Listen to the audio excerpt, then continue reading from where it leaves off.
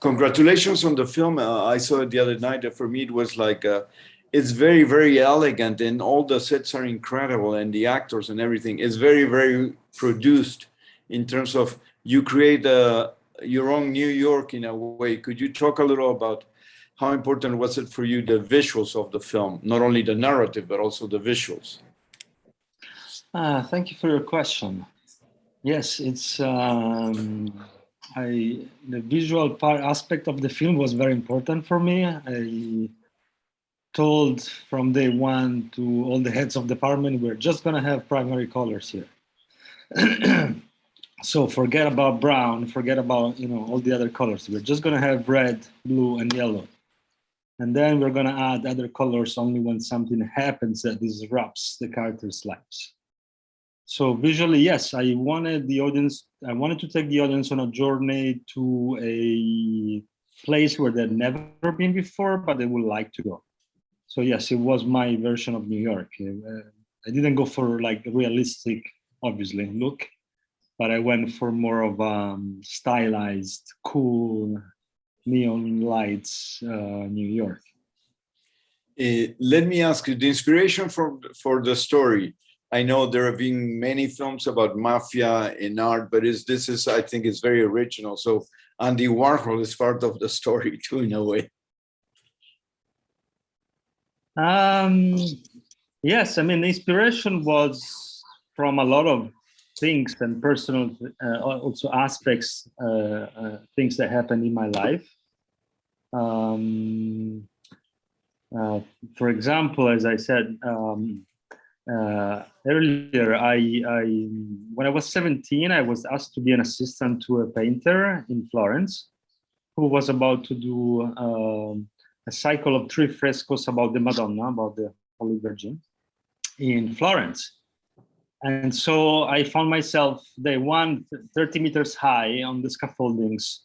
And I believe the first day or second day, I was asked to hammer the Sinopia of the Madonna on the walls next to the ceiling of the church.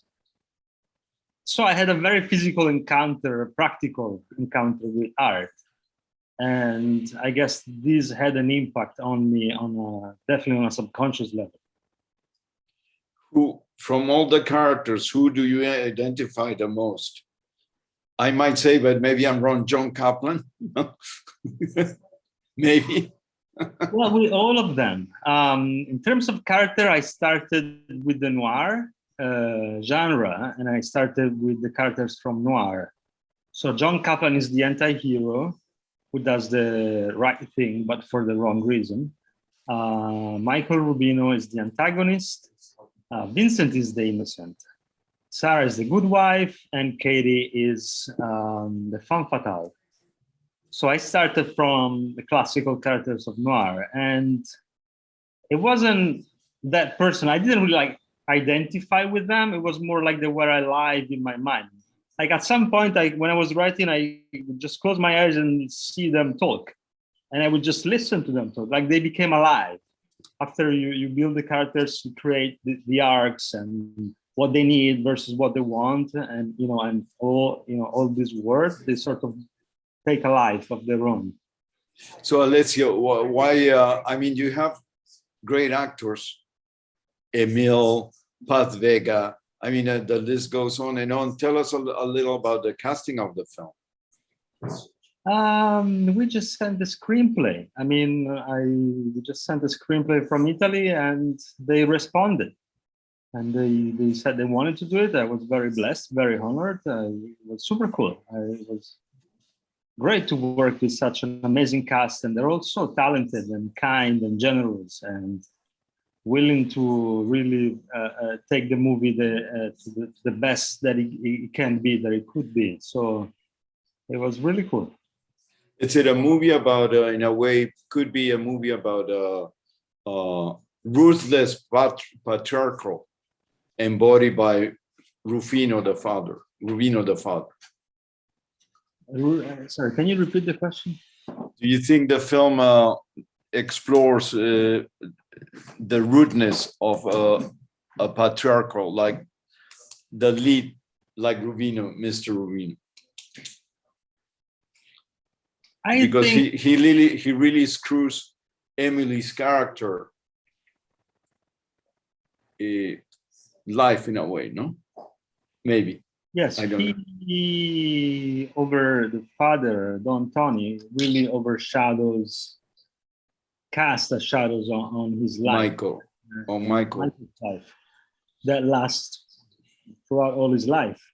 And I just thought what impacts parents have. And I when I was writing the character, I created a father that was a strong, being the head of the mafia in New York, he needed to be a strong man.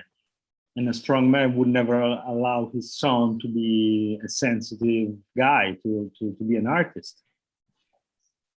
And so he really, Michael Rubino's character, he really wants to be an artist. That's all he ever dreams about. But yet he has to face a family that wants him to become a mobster. So there's this struggle between what you want to do in life and what your family wants you to become in your life. And I think to a certain degree, almost every human being on earth has faced some degree of this. So it's a very identifiable, it's something that people can identify with. It's a very universal story to follow what you're supposed to be following or to follow your passion. But in this case, he follows what he's supposed to follow, but also he lives a little his passion with all those contradictions, right? Right. I love, sorry. No, I was just going to add that the journey, I created this arc for Michael's character because I wanted one of the themes of the movie to be accepting who you are, accepting your nature. And so this theme reflected on all aspects. In other words, his journey is not the hero's journey that faces a challenge and therefore he becomes changed and learns a lesson and becomes transformed, because I don't believe people ever change in life unless they really want to. So what I did is for his character, and for every character really, their journey is a journey of accepting who they are, accepting their own nature. And that's why there's a metaphor of the scorpion and the frog, because that's the metaphor of the tale, accepting your own, like this is what the scorpion is. And that's why the father has the scorpion in him, he has the scorpion. And despite he really wants to be an artist, at the end, he accepts who he is, which is being a guy from the mafia. That's his true nature.